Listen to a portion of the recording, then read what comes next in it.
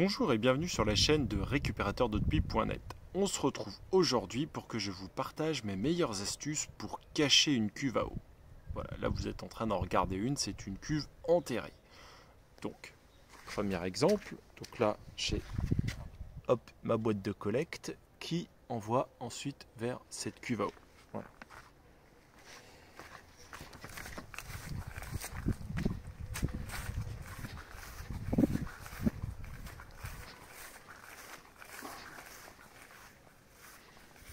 Hop.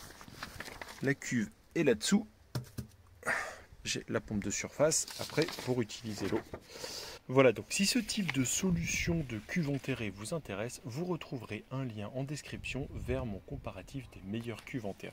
Donc moi, elle a été décorée comme ça, mais ça peut être très bien une cuve où on ne voit rien, elle est tout simplement souterraine. Donc c'est une première manière de cacher une cuve à eau. Donc on va passer tout de suite à une deuxième méthode. C'est une méthode que j'utilise pas forcément, mais qui peut être utile. Par exemple, là, hop, vous voyez ce miscanthus, on pourrait très bien choisir d'y cacher une cuve derrière.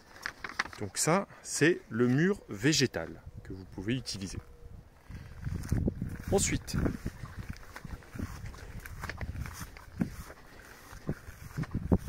vous avez une troisième méthode, alors moi que j'affectionne particulièrement.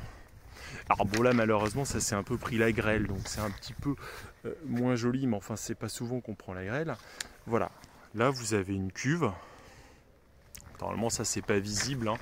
Là il y a la mouche.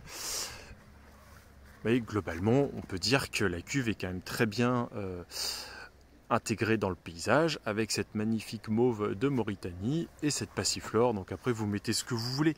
Moi j'aime bien les passiflores, ça fait à manger pour les insectes. J'adore cette fleur là. J'aime aussi beaucoup les mauves de Mauritanie. Voilà. Donc c'est assez drôle hein, les mauves de Mauritanie, puisque j'en avais planté une ici. J'avais récolté un petit peu de graines et puis j'avais laissé la plupart sur le pied. Hein. J'avais essayé de faire des semis, il n'y a rien qu'à donner. L'année dernière, il n'y a rien eu. Et là, cette année, elle a poussé toute seule. Ça me fait un petit peu penser aux roses trémières, ça, hein. Ça pousse quand ça veut, quoi. Mais en tout cas, je lui remercie d'avoir poussé parce que, bon, c'est une question de goût, mais moi, j'adore ces fleurs-là. Voilà, donc c'est une méthode qui s'adapte à n'importe quelle cuve, mais particulièrement aux IBC qui ont ce type de grillage, vous voyez, donc que la passiflore utilise pour grimper. C'est-à-dire qu'en fait, si vous n'aimez pas les fleurs et que vous êtes à fond dans la production, vous pouvez mettre un concombre, hein, par exemple, hein, ça marche aussi, et vous pouvez mettre ce que vous voulez, quoi. Donc si ça vous intéresse, moi je trouve que les IBC sont vraiment des très bons récupérateurs d'eau de pluie, puisque c'est de la qualité industrielle, donc ils sont vraiment faits pour durer.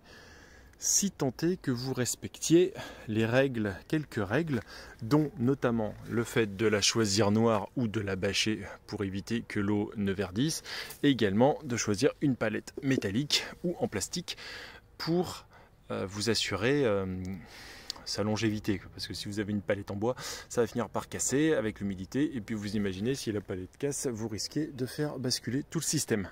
Voilà. Donc si ça vous intéresse de les cuves IBC et afin de faire le bon choix, je vous mets en lien mon article complet vers mon comparatif des meilleurs récupérateurs d'eau de pluie 1000 litres, dont les cuves IBC sont bien entendu en pole position. Voilà, donc après il me reste une quatrième méthode à vous montrer avec la caméra, et puis pour les 7 autres, on passera sur le PC. Mais là, on va couper et on va se retrouver à la cave. Voilà, donc quatrième méthode de cacher une cuve à eau, et tout simplement, vous la mettez à la cave. Voilà, donc là par exemple on pourrait très bien imaginer une citerne souple. Ouais, je viens de me taper la tête, c'est pour ça le petit. Hop, et puis là, bon voilà, vous avez le vide sanitaire dans lesquels certaines personnes peuvent également mettre des citernes souples. Donc moi, c'est pas mon cas, pourquoi? Parce qu'il faut au minimum 80 cm. Et surtout, hein, parce que ça sert à rien de dire un minimum, parce que vous imaginez que si vous mettez une citerne souple énorme, ça va percer la citerne. Donc en fait, il faut que votre citerne, une fois que vous avez la citerne qui est pleine à craquer, il y ait encore toujours c'est-à-dire quand je dis pleine à craquer, c'est-à-dire pleine et que vous ayez bien mis le trop plein pour que ça aille pas jusqu'à craquer, hein, c'est une expression. Hein. Et il faut que vous ayez 10 centimètres de plus. Donc moi là par exemple, c'est pas mon cas. Voilà. Sinon par contre, je pourrais très bien l'installer ici, mais vu que j'ai fait le choix d'une cuve enterrée, je, je peux le... je n'en ai pas besoin. Bon, l'eau que vous voyez, c'est parce qu'en cas de forte pluie, hein, il y a un petit peu d'eau qui tombe par là. Mais c'est pas grand chose. Donc pour ceux par contre qui ont un vide sanitaire compatible, c'est une excellente solution puisque à l'instar d'une cuve enterrée, votre eau est protégée du gel et votre cuve est protégée des intempéries. Donc c'est parfait pour l'utiliser pour un usage domestique toute l'année et avec une bonne durée de vie. Voilà. Si ça vous intéresse, vous trouverez en description mon comparatif complet afin que vous puissiez faire le meilleur choix de citerne souple facilement et rapidement. Alors, petit tips pour ceux qui souhaiteraient utiliser cette solution-là, faites attention. Hein. Moi ici, là, j'ai une conduite, j'ai une petite partie de mon eau pluviale, une toute petite partie de la toiture, c'est pour ça que je la récupère pas, qui passe par là. Hein. Donc vous, si vous envoyez de l'eau dans votre citerne, ça va aussi quelque part passer par ce type de tuyau. Et vous remarquez, c'est pas... Bon alors là je suis à la cave donc je m'en fiche un peu de l'esthétique, mais c'est par plaisir que j'ai mis ça. Ça c'est de l'isolation. Moi j'ai utilisé... j'ai beaucoup cherché en fait. Et j'ai fini par... Alors vous avez peut-être certainement, certains ont une meilleure... solution, mais j'ai isolé en fait avec de la gaine de VMC. Donc je me suis tapé toute la gaine à l'ouvrir et puis à habiller le tuyau puisque j'ai cherché ce qu'il existait pour des tuyaux de 100 mm là et ça n'existe pas. Pourquoi j'ai fait ça? C'est pas pour m'embêter.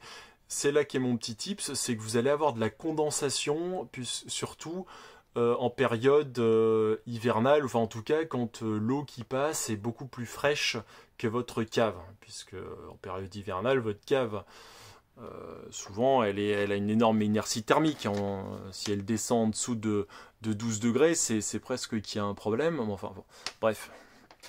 Pas là pour disserter là-dessus, mais globalement vous allez avoir une grosse différence de température entre l'eau qui va circuler et la température de votre cave, donc ça c'est à prendre en compte pour bien l'isoler, parce que moi ça me faisait une flaque en dessous, hein. Voilà, donc, petit golden nuggets. Voilà, donc il me reste 7 possibilités à vous présenter pour cacher votre réservoir.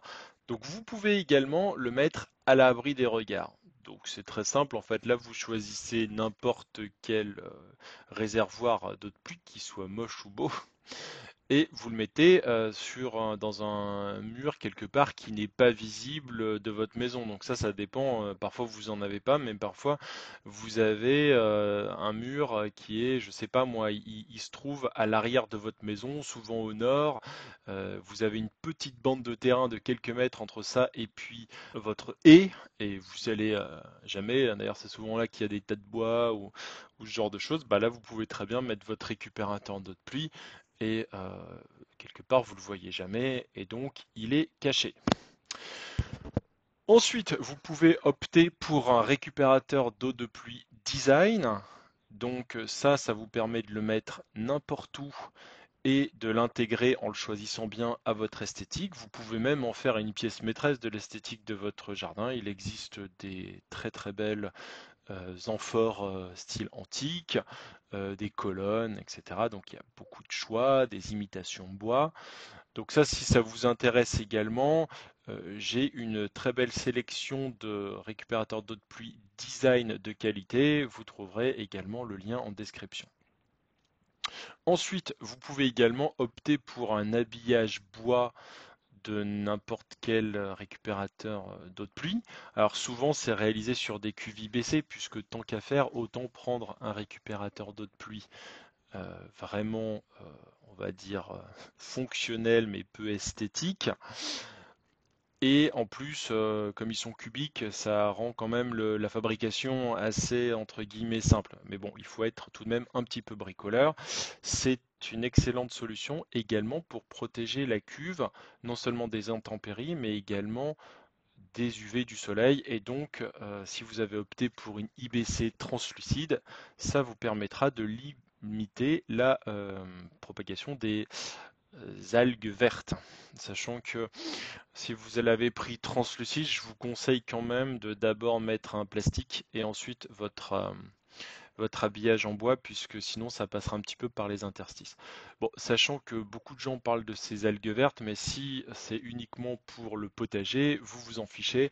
Si c'est pour les WC, c'est à vous de voir, mais c'est quand même un petit peu, je pense, dérangeant d'avoir de l'eau verte dans les WC. Donc autant prendre un petit peu de temps, vous pouvez très bien prendre du film plastique très peu cher, et puis de manière il sera protégé derrière par votre habillage en bois. Ensuite, vous avez également la housse de protection. Ça, c'est surtout pour les cuves IBC. Donc ça, c'est un petit peu le même genre de solution que l'habillage bois, mais pour les personnes qui veulent pas bricoler ou qui n'ont pas le temps de le faire. Souvent, elles sont de couleur noire ou verte. Et cela a également l'effet d'empêcher les algues vertes de s'installer dans votre cuve. Ensuite, vous pouvez également opter pour des panneaux de clôture ou des haies artificielles. Donc ça, c'est exactement ce que je vous ai présenté avec le miscanthus, mais c'est si soit jardiner vous intéresse pas, vous n'avez pas la main verte, vous voulez vraiment aucun entretien, parce que moi ce que j'aime bien avec le miscanthus tout à l'heure, c'est que en un coup de cisaille, vous l'avez taillé, hein, alors que si vous mettez des arbres, un tuyas, etc., vous allez y aller au bout de quelques années à la tronçonneuse. Mais si vous voulez vraiment rien avoir à faire ou que vous êtes sur une terrasse avec une dalle, par exemple, et que vous voulez, vous pouvez soit opter bien sûr pour mettre des pots de fleurs et des bambous, par exemple.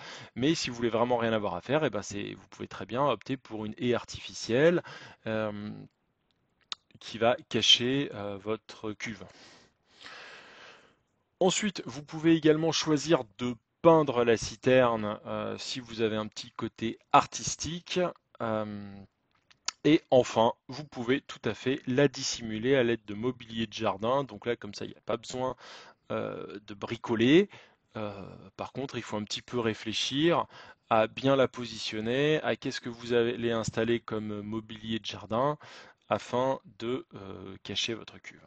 Voilà, j'espère qu'avec ces 11 méthodes pour cacher une cuve, vous savez maintenant comment faire pour dissimuler votre récupérateur d'eau de pluie.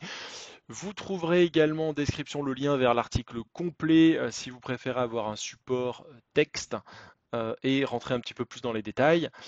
Si vous avez apprécié la vidéo, n'hésitez pas à la liker et à vous abonner pour ne rater aucun bon plan sur la récupération d'eau de pluie. Et moi, je vous dis à bientôt pour une prochaine vidéo.